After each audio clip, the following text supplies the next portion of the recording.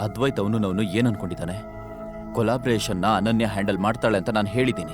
ಆದ್ರೆ ಇವನು ಬೇರೆಯವ್ರನ್ನ ಯಾಕೆ ಕಳಿಸ್ತಿದ್ದಾನೆ? ಬಹುಶಃ ನಾನು ನನ್ನ ರೀತಿಯಲ್ಲ ಅವನಿಗೆ ಹೇಳಬೇಕು ಅನ್ಸುತ್ತೆ. ಚಿರಾಗ್ ಕೂಡ ಎಸ್ಕೆ ಪ್ರೈವೇಟ್ ಲಿಮಿಟೆಡ್ನ ಐಷಾರಾಮಿ ಕಚೇರಿಯಲ್ಲಿ ಇದ್ದನು. ಅವನು ಮೊದಲ ಮಹಡಿಯಲ್ಲಿ ಕಾಯುತ್ತಿದ್ದನು. ಆದರೆ ನಂದಿತಾ ಅವನನ್ನ ಅಲ್ಲಿಂದ ಹೊರಗೆ ಹೋಗು ಎಂದಾಗ ಅದು ಚಿರಾಗ್ಗೆ ಅತಿಯಾದ ಅವಮಾನವಾಯಿತು.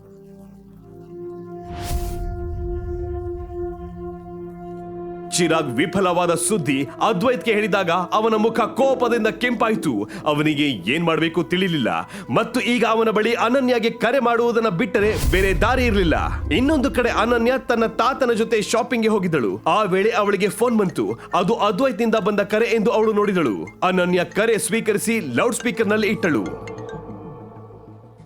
ಹಲೋ ಅಣ್ಣ. ಅನನ್ಯ, ನಿನ್ನ ಅಣ್ಣನ್ಗೆ ನಿನ್ ಸಹಾಯ ಬೇಕಾಗಿದೆ. ನೀನ್ ನನಗೆ ಸಹಾಯ ಮಾಡ್ತೀಯಾ? ಸಹಾಯನಾ? ನನ್ಗೇನು ಅರ್ಥ ಆಗ್ತಿಲ್ಲ.